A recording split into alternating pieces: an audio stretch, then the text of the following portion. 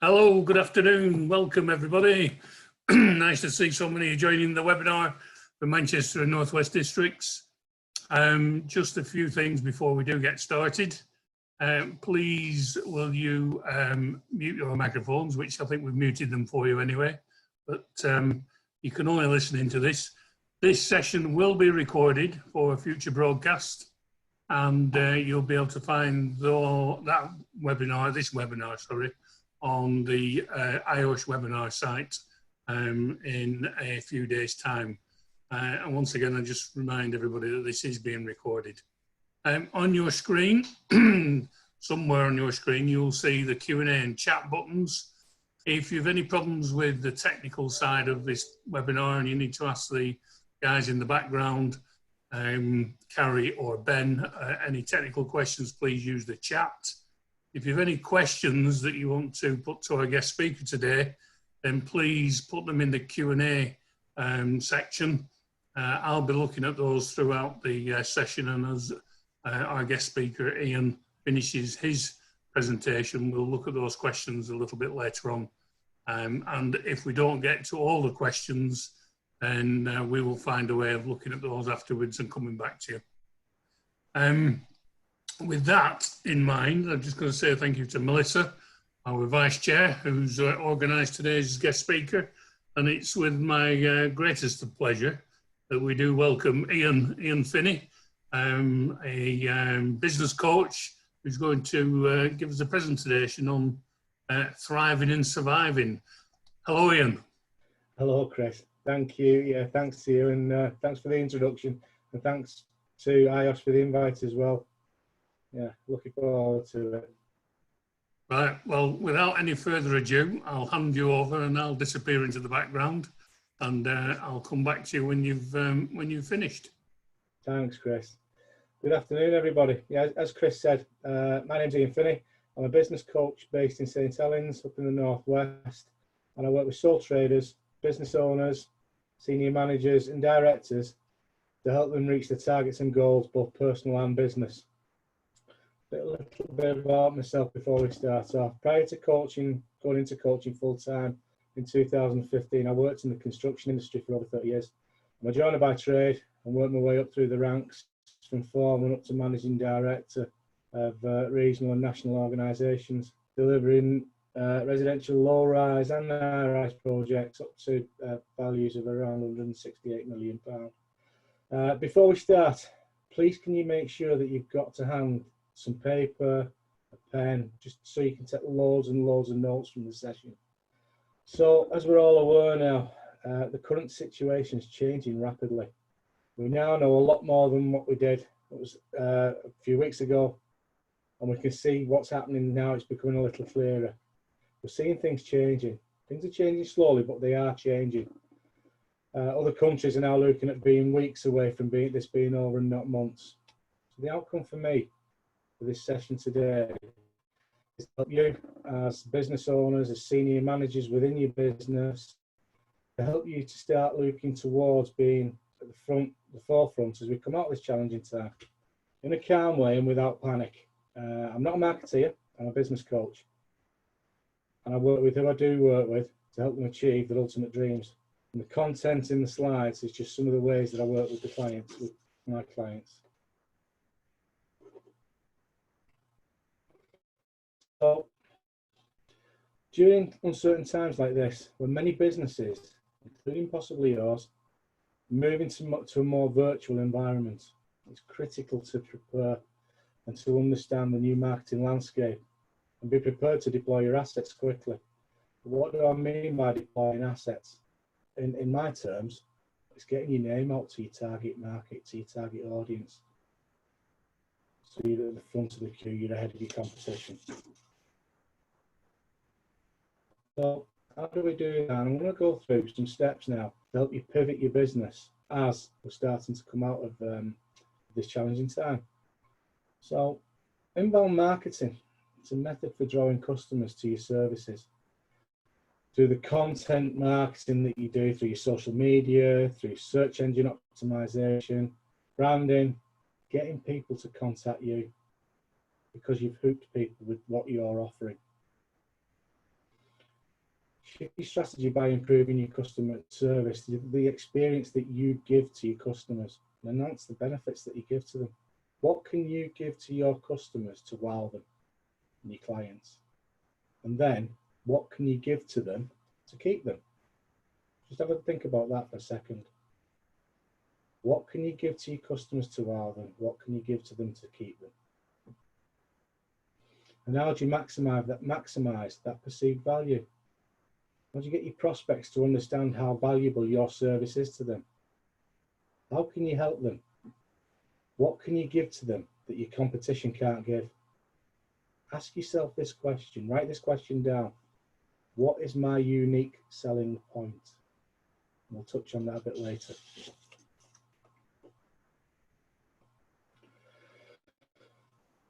Reflect on the current situation and be sensitive when you're shifting your message. Make sure that you empathize with your prospects. Money's out there. The money is still out there to come into your businesses. It's just that it's allocated elsewhere at the moment. And what we need to do, what you need to do, is to work out where it's been reallocated to and get some of that to come back into you. Engage with your prospects. Engage with your current clients. Find out what their current want is. Ask them what their current want is. What do they need? Educate them. What do I mean by educate them? Well, let them know why they should be taking one of your services. And add value. This is another question for everybody. What value can you add to your business or to your client's business? How can you under-promise and then over-deliver? Update your platforms. Update your content regularly. Content on your social media. You've got to be visible online all the time using good content. Add a blog or a video blog. Some people that I've worked with said, I don't know where to start. Just look at some industry publications. The industry that you're in, that I've been in, that we're in together, there's loads and loads of good industry content that you can use, that you can look at, that you can republish. Something that's interesting. If you're using somebody else's work, that's fine. Just make sure you credit it. Use an example of an occurrence on site, good or bad. The site doesn't need to be named, but you can share good and bad practice. That makes for good reading. Tag or hashtag people. Just in the chat box, yes or no. How many of you have a hashtag for your social media posts? I've got one. Mine's hashtag Ian the Coach.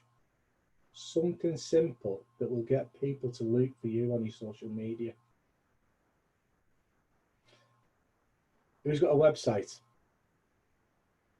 If you've got your own website or even your company's website, link all your social media to that site. Make sure that your blogs can go to that company website. Potential clients will see and watch and follow you. They'll also see that you care with the stuff that you're posting for them. Avoid a bit of duplicate content. Don't plagiarize. Don't plagiarize at all, because you'll be found out. But provide links to add authority and credibility. If you're using industry wording, put a link into it so people will get credited. Pictures as well. Pictures need to be fresh. If you're using pictures, they need to be fresh. They need to reflect your marketplace. You need descriptions and tags all the time. Get everything to refer back to you. I'm sure that you take loads of pictures while you're out and about. Use them. Use them in your marketing. Use them in your posts. One thing I will say at this point in time, and I'll say that all through the webinar, is make sure that you test and measure. If you're posting something, test it and measure it. It's no use posting something and nobody looks at it.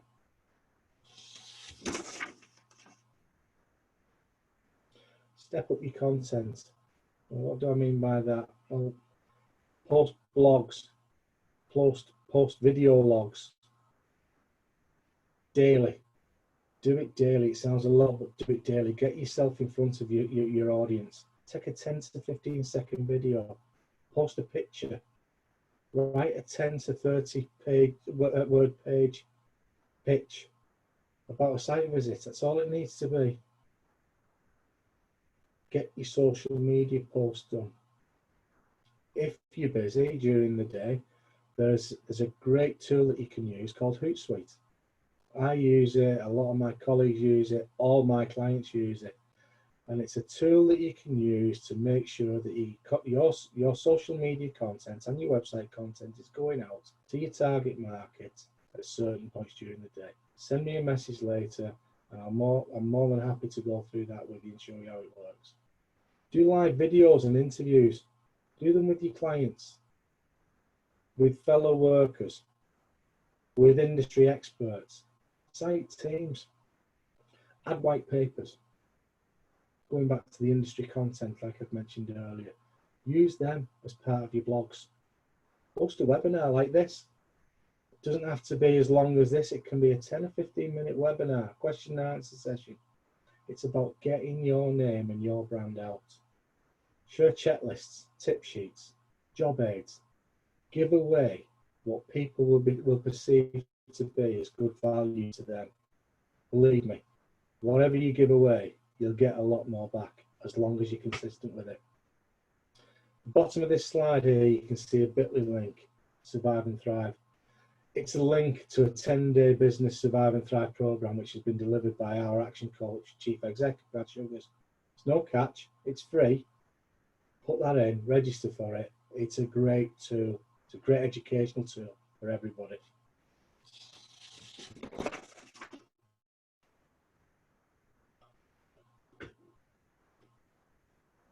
Make your content memorable.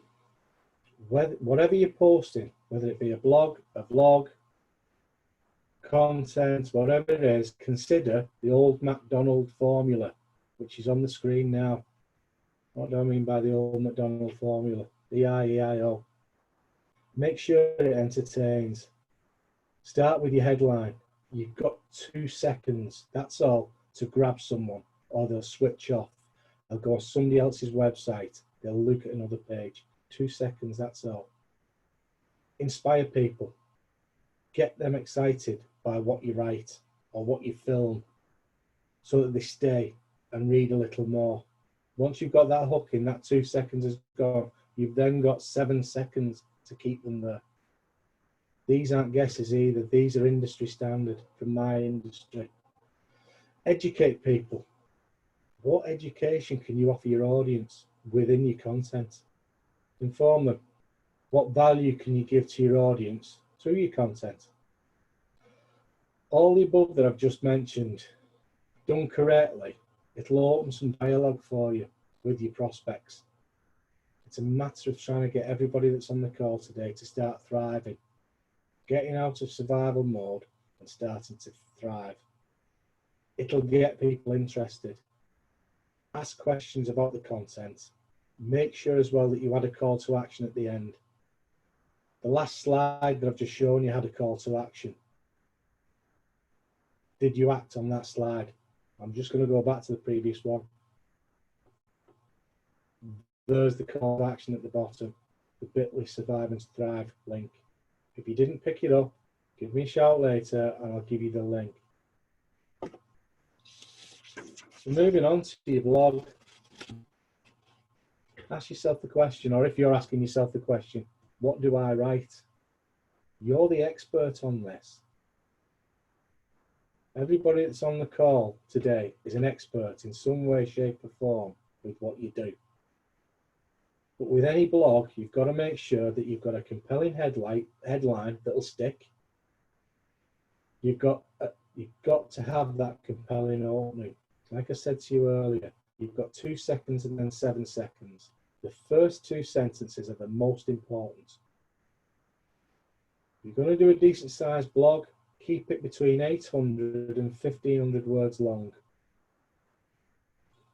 Include sub-headlines to break up each text, even if it's just a little headline after each paragraph.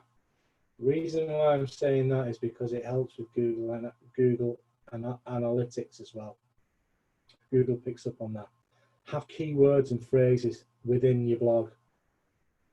What do I mean by keywords and phrases? Well, if you write this one down, if you just literally go into Google and type in keywords for your particular job, your particular role, Google will give you keywords. You put them keywords into your blogs. When people do a search for something that they're interested in that you do, Google will pick up those keywords. Be conversational, be informative, and be engaging. Don't write a blog like you did when you wrote your dissertation. That's the best advice I can give you. Use appealing graphics and images as well. Going back to the pictures that I said before, pictures that you take out on site. The best ones are real live images that you're taking on your phone or your camera. But there's also some good imaging sites on Google, but make sure that you use the free stock images. Don't just pick an image off Google and post it, because Google police sometimes catch up with you, and under copyright you can be caught out. But with everything, and for want of repeating myself again, make sure that whatever you write, whatever content you use, you've got a strong call to action at the end of it. Even if it's just give me a call, send me an email, make sure there's a call to action at the end of it.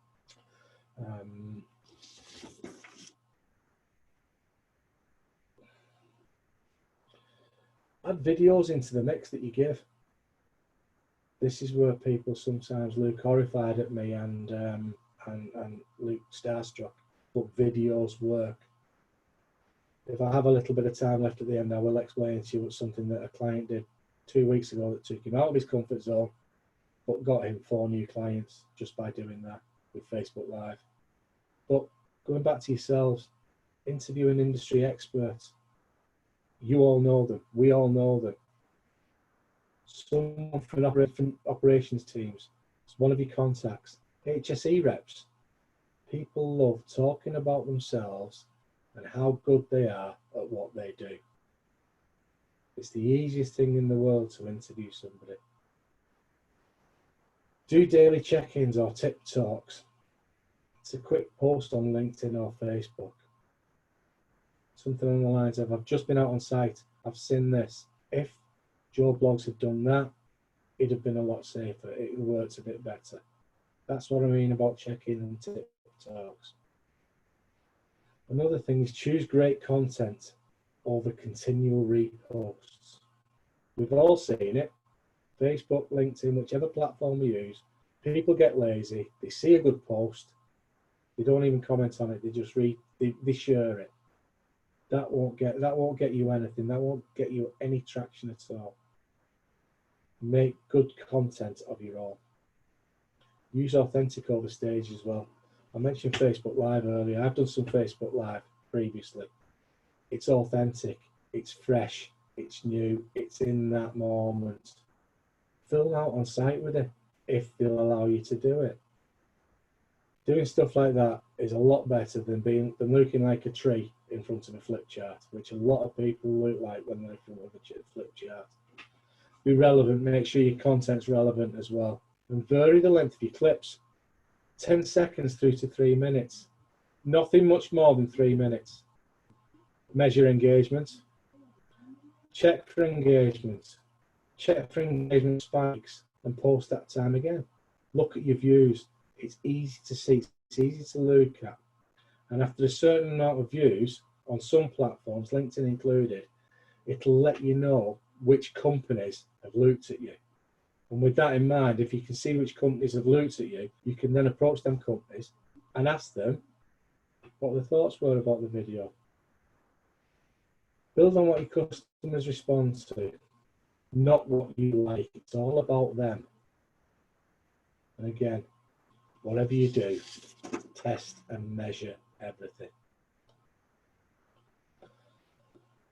Understand each specific platform has a specific content focus. You may not put on LinkedIn what you put on Facebook.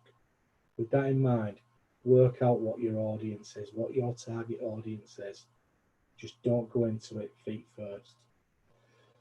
Ensure that your content and your posts are shareable. because you're still going to get those people that will just go like, share. Isn't it great that they're sharing your content than somebody else's? Just make sure that they're relevant to your audience. I mentioned hashtags before. Use hashtags all the time. Hashtags that are relevant to you. Hashtags that are relevant to your industry and your sector. Because if you use the right hashtag at the right time, it may work that the hashtag will send people to your content, to your blog, to your website. So maybe it's worth, write this one down. Look at what the common industry hashtags are for your sector at the moment. Google will tell you. Create urgency. What do I mean by creating urgency? Well, it's that strong call to action at the end. You'll get more information by emailing me at. You'll get more information by calling me at. Those strong call to actions are so important. Focus on quality as well, and not just quantity. It's great sending 20, 30, 40 messages out a week on LinkedIn, Facebook, on your website. If the quality's not there, people get used to it very quickly and they'll get rid of it. Ask questions from your audience too. Make sure there's interaction. Pose challenges, like what we've got today. We've got live question and answers that Chris is looking at, that Chris is storing for the end so that we can have some more interaction. But employ the 80-20 rule as well. 2 platforms get 80% of all your attention. So make sure those 2 platforms are nailed on. Your content is great. The other 20%, experiment on them. Try content on them that you can move to your main platforms. Measure your progress. And again, test and measure everything. It's no use doing something that isn't working day in, day out. Definition of insanity. Doing the same thing day in, day out, and expecting a different result. The only way of not doing that is by testing and measuring everything that you do.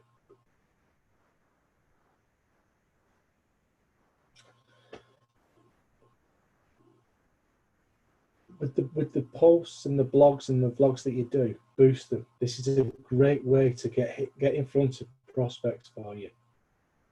The one thing you must be doing, if this is what you're going to do, be boosting posts, is set yourself a budget. Set yourself a little marketing budget if you're working for yourself. If you're involved in an organisation, find out what the marketing budget is. There'll be a marketing budget somewhere within that organisation. Ask, can you spend a bit of it? But set yourself a budget. Set yourself a target audience. What do I mean by setting myself a target audience? Well, you know who you want to attract. You know who you want to work with. Write yourself down a set target audience in a set specific area. If you want some help with that, details are on a slide at the end. Give me a call and I'll help you with that as well. I'll help you set your target audience. KISS, that's not an offer. What I mean by KISS is keep it simple and stupid. And I don't mean that disrespectful. But anything that's simple and stupid is eye-catching. It will get attention. It will grab attention from your audience for you. Make it eye-catching. Make things stand out. Colours. Colours are massive for making things eye-catching. If you're putting a post or a blog on, don't just put the post or blog, but some form of picture in there as well. Add buttons and links. What do I mean by that? Well, it is what it is. On any post that you put on, put a call to action button in. You see them on Facebook, message me here, call me here, click to go to my website. It's so easy to do. Get buttons and links in place.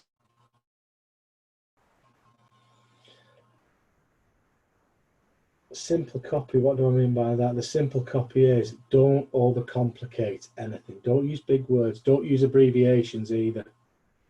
Just make it simple with normal, good, plain English language. And again, use a strong call to action at the end. Track your performance regularly by a dashboard. And what do I mean by a dashboard? It's recording your efforts that you're doing with your social media. I've got a KPI dashboard for you, which again, if you want it, send me a message over at the end, or my website's at the bottom of each slide as well. Write that down, send me a message on that. I'll send you the dashboard over, so it's something that you can start recording details of all your activity.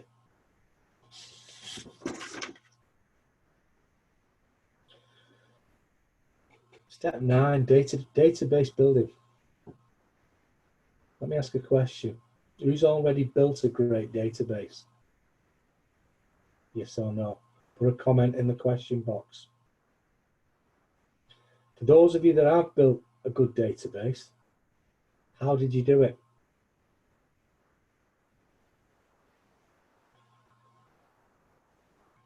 To be able to build a good database, you've got to create multiple opportunities for email sign up. Send out good content. Make sure you've got good content, good, interesting content that's going to get people wanting more of you. Optimize your opt-in pages. What do I mean by that? Well, if you've got a website, ask your developer to put a pop-up box in for a newsletter, so that when somebody visits your website, you've got a box that pops up, sign up here, email address, first name, we'll send you our newsletter, or I'll send you my newsletter. That throws up another issue or another challenge. Some of you may not have newsletters. Do you know what? They're dead simple, dead easy. Sign up for MailChimp. It's free, and you can build your own database through building your own newsletter. It will give you the knowledge to put everything in place for you. It'll do it for you. All you will need is the content. And by doing that, you'll build a great database very, very quickly. Following on with that, it's sending good welcome emails. It's all right, people signing up for your newsletter, signing up for a video for them to watch. But make sure that once they've signed up, you keep them engaged. You send them a stellar welcome email. Once they've signed up, turn them from being interested prospects into raving fans. Provide an email preference center that they can actually say, yes, I want more of your content, or I'm happy just to stay with where I am. Make sure you refresh your lists as well, regularly, on a regular basis. You don't want to be caught out by GDPR. Be transparent with your privacy policies as well. If you don't want the information, don't send it.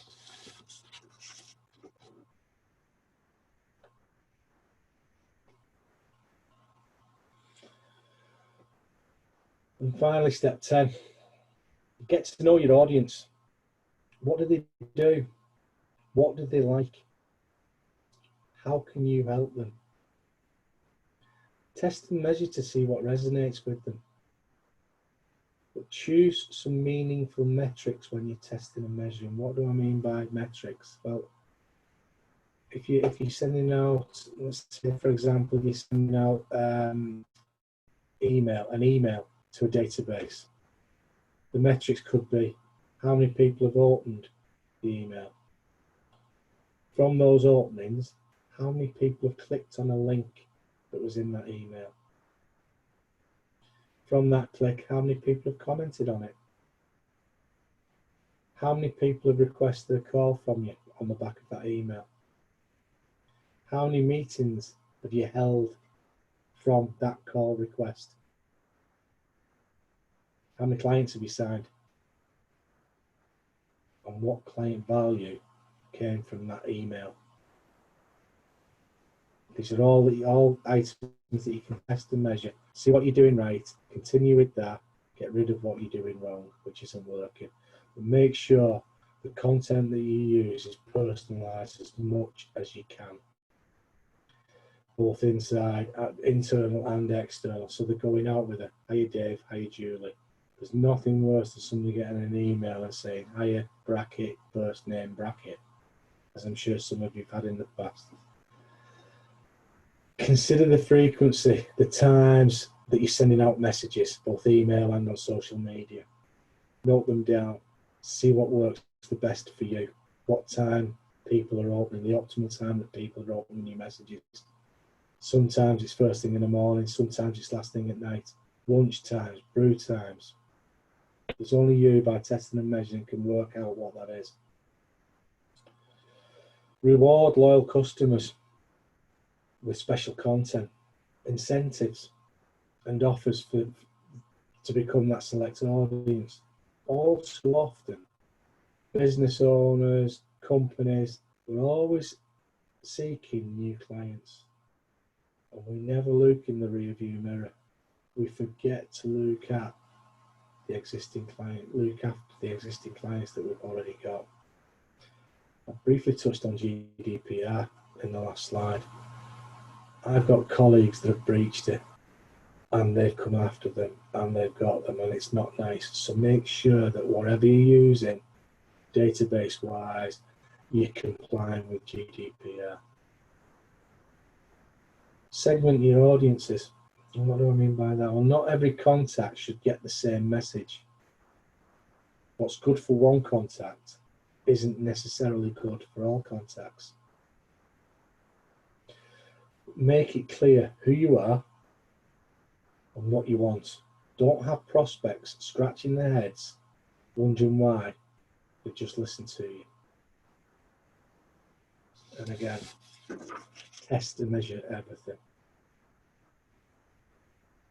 One little bonus here at the end. Create landing pages. Ensure your messages on a landing page match your ad. What I will say as well before I carry on is, if you're stuck with landing pages, if you're unsure what a landing page is, the landing page is a page that pops up if there's something free on a website, a white paper, a survey, a document, that somebody puts their content, their details in. Details go to your database. They get a copy of whatever content you're giving away. That's your landing page. If you want help with that, give me a shout. I can help you with that. But ensure your messages on your landing page match what you're putting on your content. Keep any call to actions above the fold. And what do I mean by the fold? Well, we all see the fold. The fold is actually the bottom of your screen at the moment. Anything above the screen is great. That's what you're seeing now. Don't put a call to action below the screen that you've got to scroll down. Or people just won't scroll down and they won't get your call to action. Use cues to direct people's eyes, colours, graphics, pictures with links in them. How many times have you looked at something with a picture? You've hovered over the picture. There's a link in the picture that takes you to another page. Show your service in action. Site pictures. You presenting. You being in a meeting. Include social proof. Proof that the proof's in the pudding. You do what it says on the tin. Use simple, clear wording. I've mentioned it previously. Don't use shortcuts. Don't use lettering. Use simple, clear wording on all your pages. Keep it fast. Keep it snappy. Don't let people get fed up and bored and switch off. Make sure everything that you do as well is designed for mobile-friendly access with these landing pages. There's nothing worse than things having to be shifted different ways just so that you can read what they're about. Again, test and update regularly. Update your templates for easy development. That's something that you can speak to. Again, speak to me, speak to your website developer, speak to your IT department if you've got an IT department. And to finish up, in the chat box, Who feels now that they or the business is doing enough at marketing? Or do you feel that there's more to be done? And if you feel there's more to be done, what needs doing? Write that down. Update your plan with your action coach. By default now, I could say that I'm your action coach. Get a plan in place, get a marketing plan in place. And if you want to, by all means, run it past me. Look at where you're marketing at the moment. Look at where your business is marketing at the moment. What I mean by shifting it is there another area as well as where you're marketing that you can go to as well? Shift your message. What we were marketing 6, 8, 10, 12 weeks ago might not necessarily be the right message now. Make sure for this current period that we're in, you're giving the right message out to your prospects. Reallocate budget to new channels. If there's a pot there, use it. If there's some marketing tool or strategy that you're not using, use the budget to pay for a little bit of that. It's working by testing and measuring. What's working, carry on. What's not working, bin it.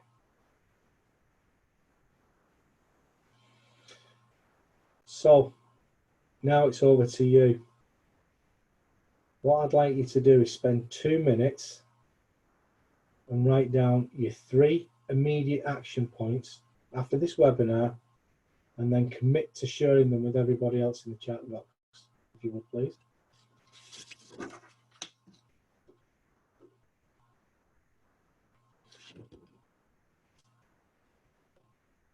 I'm back. We've got quite a few questions, Ian, so whilst people are just scribbling things down, maybe we could just pick up on 1 or 2 of those. Yeah, no problem, Chris. I'll take them in order that we've received them, and there's actually some good questions I've just been looking through. Is there any additional reading you can recommend on the back of today? One that springs to mind to Melissa is The Visible Expert by Lee W. Fredrickson. And she's sure there must be others, but do you have any favourite go-to reference books? If you could see the left-hand side and the right-hand side of me, I'm in the home office, and I've got over 300 business books surrounding me. But the best one, the simplest one, the best one to start off with is The E-Myth by Michael Gerber. Whichever area you're from, depends on how you pronounce that, but the book is called The E-Myth. It's a fantastic book of getting you into that business mindset. But what I will say with that, Chris, is if anybody's got any particular area of business that they want to question or read up on, again, send me a message and I'll let them know which is the best book, or what, in my opinion, is the best book for them to look at. Okay, that's brilliant, that. Question here from Kieran Delaney. If you use video where a person is clearly identifiable without their consent, are you not asking for trouble? I can answer that one because I'm a digital photography student. There are situations where you can become entwined in legal battles with people if they haven't given permission to be in either a photograph or video content in certain circumstances. The best advice is keep it down to the people that you actually have control over and get release forms signed. And release forms are easy to obtain on the internet, but the answer is yes. In some circumstances, in public areas, you can get away with it. But if it's for business use, then it's always good to get consent and get the release form signed. I think if I could just add to that as well, Chris, for me, there's 2 ways. There's 2 vlogs, video blogs that spring to mind for me that I've done. One of them is I'm just filming myself because I'm blogging, so I'm just literally talking into the camera. And the second one is you're interviewing a a site manager, whatever it may be, the way I explained before, the site manager, whoever you're interviewing, will have given you permission anyway because you're interviewing them.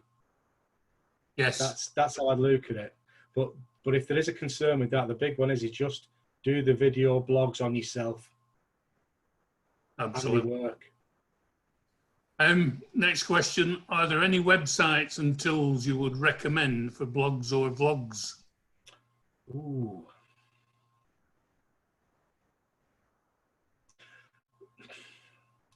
Blogs literally are something that you've got it up here already. A lot of the content that you can write is up here. It's your experience, it's your learnings. Even if it's something that's happened, if you've been out on site the previous day, it could literally be 150, 200 words on what happened on site, something funny, something serious. But also, there's a lot of, and again, I know I refer to Google a lot in the slides. If you type in your specific speciality within your sector that you want to talk about, if you type in that, there's loads of industry content that you could refer to. Video blogs, vlogs, the best one I use is Facebook Live. If you're going to do it live, and it takes some guts to do it, literally Facebook Live. Either that or get yourself a little tripod. Chris, I'm just going to move back because I'm just going to show people something. Yeah, sure. Little camera tripod. That cost me £8.50 on eBay. And my phone fits onto that tripod. And I'll do a brief video blog talking into my phone, and literally use the phone, upload it onto LinkedIn or Facebook or whatever platform. It's the simplest, easiest and cheapest way of doing it. I would also imagine that practice makes perfect, just like these webinars. The more we do them, the better we get at them. Chris, could I tell a really, really brief, quick story on this one now? It's the one that I mentioned at the start. It's a client of mine who was very, very much out of his comfort zone 2 weeks ago. Very introverted person, locksmith. I challenged him to do a Facebook Live video, to which after he picked himself up off the floor, we agreed that he wouldn't do it live, but he would do it in takes. 2 hours later, I'm watching him on Facebook, giving some good content. He didn't sell. He gave really good content. I rung him up and congratulated him after, and he said, it's a good job I didn't do it on Facebook Live because we did it on the second take. The only reason why it didn't work on the first take is when his wife walked backwards to get the van and the branding in, she realised that he'd gone out in his slippers and he was doing the video in his slippers and not in his safety boots. So, yeah. Oh dear. Oh dear. Oh dear. Yeah. Attention to works. Yes. Well, just a few more questions that we need to run through. How do we set ourselves apart from everyone else who is blogging, vlogging or posting? Great question. Well, let me ask you a question back to everybody. What's your unique selling proposition? What do you do that's different to your competition? Because there will be something, apart from giving discounts. Giving discounts doesn't count. What do you do different? What makes you stand head and shoulders above your competition? And whatever answer you get to with that, that'll make you stand out with your blogs and your vlogs. Excellent. What kind of timescale do you think is a good timescale for success in relation to these actions that you've been talking about? If we feel it isn't working, measurable success, what can we change up? The really, really good questions. There is a phrase about well, it's a phrase, it's a colleague of mine who quite openly brags about it. It took him 6 years to be an overnight success. You've got to be realistic with your content. I would suggest, right, I'm going to give you my example now. This isn't necessarily right for everybody, but I review my content every week. I look at it once a week. I look how many people are looking at it, how many comments I've got. If I'm getting good views, good comments, I'll carry on with that. If I'm getting minimal views or no views, I'll bin it and try something else. But going back to the KPI dashboard that I've said, if anybody wants a copy, just send me a message, I'll send it over. You'll see with that some of the key areas that I record, and I'm sure with some adaptation you'll be able to record it yourself. But yeah, for me it's a week. Okay, thanks for that. What are your thoughts on face-to-face networking? Obviously, when COVID is over, is it a useful tool when selling, and in what kind of setting? I love face-to-face networking. And the reason why I love it is, and I'll use the one in particular, it's BNI for me. I'm a massive advocate of BNI. Over the last, and again, let's go back to testing and measuring. Over the last 12 months, BNI has given me 37% of my revenue over the last 12 months, which might not sound a lot, but when you look at it as over a third of my revenue in the last 12 months has come from BNI, that tells something. Networking for a small business owner is a must. And some people look at networking and think, ooh, it's a lot of money a year, that. Yeah, one of the messages there, sometimes you've got to take time out of your own business and spend it on the business by doing networking. You've got to get out and meet people if you're going to attract a new business. And as you said, BNI is one that works for you. It's certainly one of interest to many people is BNI. What I will say as well with that though, Chris, is there's a lot of networking events out there, and this really is trial and error, where you do get the people that are just turning up for a free bacon sandwich. Yeah. You get the business development managers that are turning up just to get an hour out of work. You've got to pick and choose the right networking events, and that is really by trial and error. Absolutely. Just a few more questions before we wrap things up, Ian. Are there any good marketing plan templates available that you know that you could maybe post or signpost people to? Yeah, send me a message or click on my website and put a message on the website, and I'll send you out a marketing plan template. No problem. From Robert Bint, is good SEO not about using tricks of the trade? SEO, search engine optimization, I believe is the technical term. Yeah. The honest answer is, off the top of my head, I don't know, because I'm not that technical with it. But Robert, if you want to contact me separately and we can have a bit of a chat about it, by all means, no problem. It might be that you're talking about something that's similar to I know, but it's just I know it in a different phrase. So yeah, if you want to do that, no problem. A very quick and easy one. How do you spell Michael Gerber's book? It's Michael Gerber's Gerber. In fact, just bear with me a minute. Exit stage left to go and get the book. There you go. That's the book. The E-Myth, right. Yeah. The E-Myth Revisited by Michael Gerber. Yeah. Brilliant. LinkedIn or Facebook, which gives the best and most professional feel appearance for business marketing? If you'd have asked me that 2 or 3 years ago, I'd have LinkedIn hand down. But Facebook is now Facebook Business. What I will say to everybody, if you've not got a Facebook business page, if you do nothing else after this call, set a Facebook business page up.